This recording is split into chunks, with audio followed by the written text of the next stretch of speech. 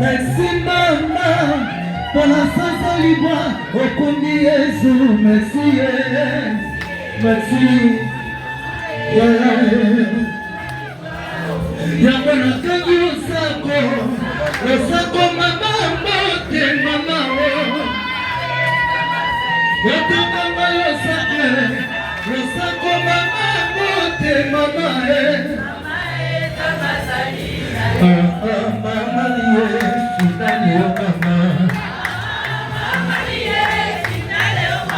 le baka au nom de Jésus, on t'a provoqué. Wabele na kama kila na Yesu, on t'a provoqué. Le baka yo bala Yesu, okilo na yo nanie. Na sobeta mololo makasi mapae, finale yo mama. Na bakisi maboko balongi finale yo mama. Mama oh la veille ma kolpulama. Bebeta mololo bekolpulama. Oh tobeta maboko, bana banzaboto. Oh tosote likolo, bana banzaboto. Oh tosote makasi, bana banzambihe. Oh tobeta mololo, bana banzaboto. Oh, tobeta maboko, bana banzaboto. Oh, Maria Tulande, beta maboko Tulande, beta maboko Tulande, beta la bien Tulande, beta maboko bien Tulande, beta maboko bien Tulande. Yasala tokumuna la yote mama, watokoye mama bakisa maboko mama, kabeti pe mololo mama yasala tokoye mela.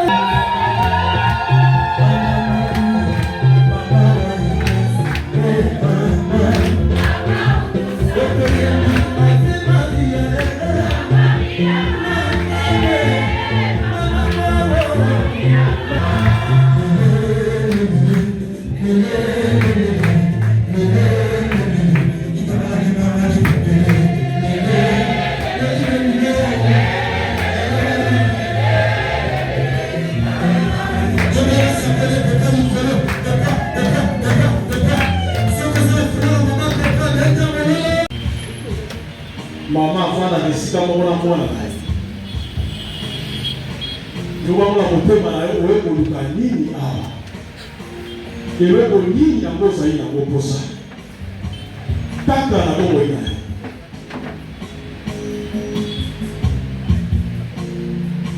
Taka usea mutema na. Lubana msabe wana ye baina. Na disposer motema na ngai mpote yo osoa na ngai. Na liyo nzango pesa kama orientation ya malamu. Na liyo samedi ya lelo ezala samedi moko exceptionnel. Na liyo samedi ya lelo bongo inanga ezwa mwinda ya sika. Yango wana na ye awa bokosi. Yango na eko lupelogi na yo. Yango na eko kuta. Tobane lisusu. Na mama Maria. Na mama Maria. Tobeteli mama na maboko. Azali mama biso. Azali mama biso. Mama mokonza biso Yesu Kristo. Lelo tokoso. Touché pour ça c'est comme moinanga. Il faut qu'on bâtisse ça, c'est une école pour tes alliés. On s'en va pour ça, alcool. Et on va se passer ma casse. Parce qu'on s'est dans l'ensemble. Pour passer à monter dans l'énergie. Là, on est là, ensemble, on a le qui n'a pas mobilité. Là, qui compte monter mon sous-souté. Là, il n'y a pas ensemble, on a. Ça va appeler ça comme moi. Là, voilà mon frère, ma soeur. La passion, ça y est, on a. La même voyage, la samedi, Zamba est comme mon moment d'ailleurs. Zamba est comme mon moment d'ailleurs. Zamba est comme mon d'ailleurs. Zamba est comme mon d'ailleurs. Zamba est comme mon d'ailleurs. Zamba est comme mon d'ailleurs.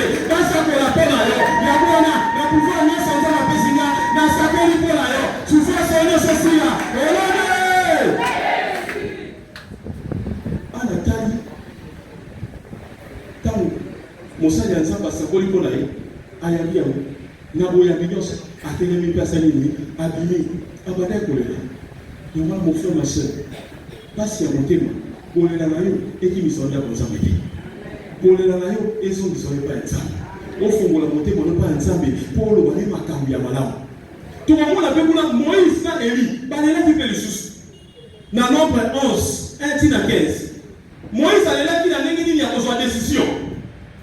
Il y a encore la morale, a des décisions. Nous avons libéré par la Israël, il y a libéré par la Israël. Il y a sur la Bible ici, Bango. Par contre, la tête à dessert, mon sang va envoyer par man. Et on a ça pour la bangote. Batali pour la boue, on s'en met le pas à libérer bangote. Bamani va pour le balissus. Tant que tu as un na kata bomo inabisu. On peut limiter ça. Et l'on peut poser dans le thé. On peut monter la chance, mais ça dans le thé. On peut mettre le banane. Nous avons construit comment on va essayer la vie. Vous avez la 2025. Est-ce qu'on a paix? Ah, on a des lazars. La 2025, pour ceux qui n'ont suite. En tout cas, la bouquine d'Aboussous. La qui n'a pas bâti l'Aboussous. Mais il y a aussi limité. Il y a un samba pour les ponailles. Gonga un samba, c'est allié bétaka. Tant que vous avez un samba, bétaka, il y a un gars, il y a un botamaki. Tant que vous avez un samba, pas bétaka, il n'y a pas. Vous avez un petit qui a un samba, bétaka, il y a un gars. Nous, on a un samba, bétaka, il y a un gars. Il y a aussi un pressé pour l'année. Malembe. Amen. Malembe.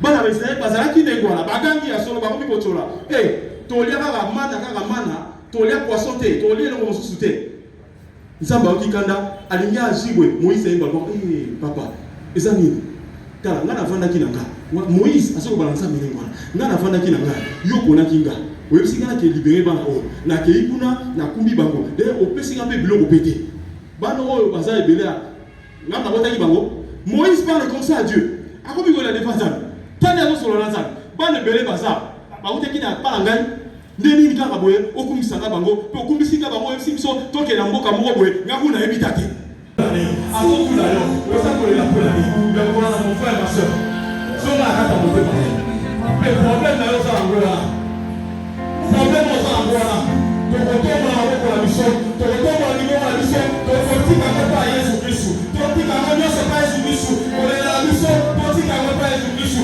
tosambela biso basola kokola Yesu Kristu mpa Yesu Kristu lela yango epai na ye lela yango epai na ye tika yango epai na ye ye wana ayoka mongongo na yo lobale nazala nga na moto mosusu te nazala moto mosusu te mpe nazala ndako mosusu te ya kokende naza mobele na yo nzambe na nga bina nga mobele epai na yo libota na nga toyebi yo nzambe toyebi kombo mosusu te tosalelaka yo mokonzi kongala belelaka yo nzambe alukaki elongi na yo nzambe na yo kolika elongi na yo etalisa yo situation ya libota na nga otelasa yo situation ya sante na nga otelasa yo situation ya mosala na nga ya komoto na nga ya eseko na nga ya baproje na nga nasala mokomoji ya resite na nga ya elevation na nga mokozi yango na yakolebanga epai na yo yango na yakotika ngo na maboko yo seigneur osate ebi eya epai na nga bino ya komei mokuma ya kopesa bino repo yango na koya epai na yo mokozi oyekolela epai na yo nzambe yakozi yo nzambe komoi na nga situation ya libota na nga oyebala oyokomona seigneur oyokomona echapela yo nzambe oyokolela epai na yo mokozi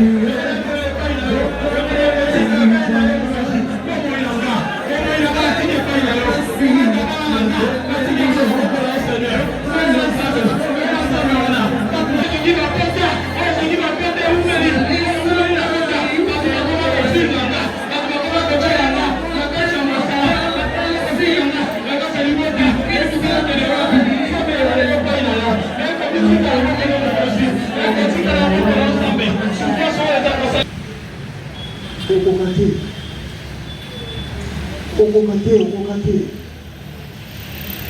Tahu kuna Pourquoi pleures-tu? La même question peut être posée à chacune de nous aujourd'hui. Pourquoi pleures-tu? Si cette interrogation est initialement adressée à Marie-Madeleine au jardin du sépulcre, elle résonne aujourd'hui d'une manière particulière alors que notre planète et notre monde pleurent. Pourquoi pleurons-nous aujourd'hui? Nous pleurons nos échecs et nos espoirs déçus. Nos larmes coulent pour la perte d'un être cher, pour l'angoisse du lendemain, pour l'injustice qui semble triompher. Nous pleurons parfois sur un monde qui semble avoir perdu le sens de la paix. En Iran, à Gaza, au Soudan, à l'est du Congo, en Ukraine. Et parfois on se demande qui en est le gagnant. Mais regardez Marie-Madeleine, elle pleure devant un tombeau vide, pensant qu'on lui a enlevé son Seigneur. Elle pleure sur une absence, alors que la présence est juste derrière elle. Amen. Amen. Le Christ ne demande pas pourquoi pleures-tu pour réprimander une faiblesse ou exiger une stoïcité froide. Au contraire, en posant cette question, Dieu s'incline vers l'humanité souffrante, une humanité qui pleure. Et ici réunis, chacune de nous a ses larmes. Et le Seigneur vient à notre rencontre, comme il a fait à Marie-Madeleine. C'est la première fois que la Coco de Salingala a fait si beau Lazare, chrétien de la paroisse Saint-Jacques. Là, on a su une invitation, mais il papa nous en a eu. Paroisse Coco. Alors, pour ne pas perdre beaucoup de temps, je voudrais juste parler de maman un peu. Dans la vie, ça a été la maman doit avoir sentiment il y a un peu de pour la nuit, la maman essaie de prendre soin de tout le monde. Et qu'est-ce que les mamans nous faisons? Le mois de mars est le mois de la femme. Qu'est-ce que nous faisons au mois de la femme de maman? Le qui m'a fait l'eau. Est-ce que ce mois ne peut pas être transformé et dans la mois Olo? Tolérer les Zambé, to gagner par maman Marie. Et qu'est-ce que nous faisons? Nous abandonnons nos responsabilités. Tozo là, takaka maman puta. Tozo bima, tozo que cela n'est pas interdit. Mais prenons le mois de la femme. Consacré. Un mois où le papa va koloba moi wana kosala nango te. Ba maman, ce qui a été les genoux par terre, makambo pour échanger. S'il vous plaît les mamans, prenons conscience de notre rôle de maman. Prenons conscience de notre rôle dans nos foyers, surtout dans nos entreprises. Maman Marie a fait l'acception de Campagnie. Maman Marie ainsi a fourni biso maboko. T'occupez pas Maman Marie. Que le mois de la femme, qui est votre mois, soit un mois où nous allons édifier nos filles, nos garçons, que dans nos maisons, dans nos églises, dans nos paroisses, dans nos solo, le mois de la femme est un mois de nous, parce que les mamans fléchissent leur journée. Merci beaucoup et bonne fête à toutes les filles. Pour Maman Christine, nous poursuivons avec la série des prises de parole. Je m'en vais inviter la sœur Rosette Souka supérieure provinciale des Sœurs des Maries des Popo Kabaka. Sous vos applaudissements, s'il vous plaît. La parole pour remercier d'abord la Radio Maria par son directeur, le Père Roger Wawa, et les autres membres qui s'engagent pour l'évangélisation, pour la parole de la Vierge Marie. Je prends un petit témoignage. J'ai été maîtresse de novice pendant 10 ans dans notre diocèse de Popo Kabaka. J'avais des difficultés, mais j'ai constaté que je pleurais chaque nuit. Mais quand je pleurais, je voyais toujours que je m'adressais à la Vierge Marie. Une fois, pendant la nuit, je me voyais devant un chariot. À côté de ce chariot se tenait une belle dame. La belle dame a commencé à marcher avec moi. Elle riait, elle racontait. J'ai commencé à sentir que le chariot ne pesait plus. Quand je me suis réveillée le matin, je sentais en moi une joie profonde qui m'animait. J'ai compris que dans la souffrance de ma responsabilité, la Vierge Marie était toujours avec moi. Amen. Si je dois raconter qu'est-ce que j'ai produit pour nourrir les novices, pour les habiller, jusqu'à ce que j'attende des autres, elle exagère avec l'habillement des novices. Les mamans qui s'engagent avec la Vierge Marie reçoivent aussi ce dont elles ont besoin. Quand j'étais invitée ici, je réfléchissais qu'est-ce que je vais dire devant les mamans. J'aime très bien les mamans, je m'engage avec les mamans dans l'église et dans le monde. Mais je me suis dit que je viens ici apporter un seau de pleurs de toutes les souffrances des mamans. Les mamans des Grands Bandoudou, le diocèse d'Inongo, le diocèse d'Idiofa, de Kikwit, de Kenge, de Popo Kabaka. Les mamans légionnaires. Elles parcourent de grandes distances avec des paniers au dos pour aller chercher du bois, de la nourriture, de l'eau. Et le soir, elles cherchent à aller vers Maman Marie pour déposer le fardeau. Il y a des congrégations diocésaines aussi qui souffrent. Il y a des diocèses aussi qui souffrent. J'ai mis dans ces paniers toutes ces larmes, puisqu'on nous a dit que devant Maman Marie, les larmes n'existent plus. Les larmes sont transformées en grâce, en joie. Merci beaucoup pour toutes ces grâces que nous venons de recevoir aujourd'hui, surtout nous toutes les mamans. Merci au Seigneur.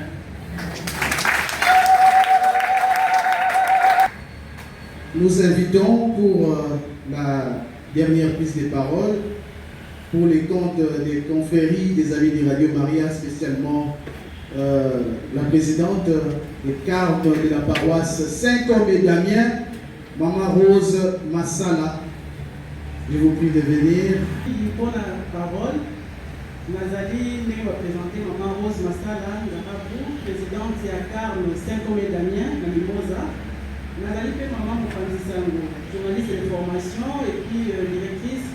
Il y a l'association Basi, les médias, l'Union congolaise des femmes des médias. Ce qui n'a pas été besoin de l'eau, n'a pas été besoin de n'a pas bougé, et les amis pour la Congolaise, ça va maman. D'abord, on aime sa vie pour que moi à mars, maman va faire un mois à mars. Les amis, année mobimba. C'est celui qui va prendre qui mois à mars, c'est surtout le jour 8 mars. Les amis pour la faire ça peut être limbo. Pour battre maman, parce que tout y a dans la société.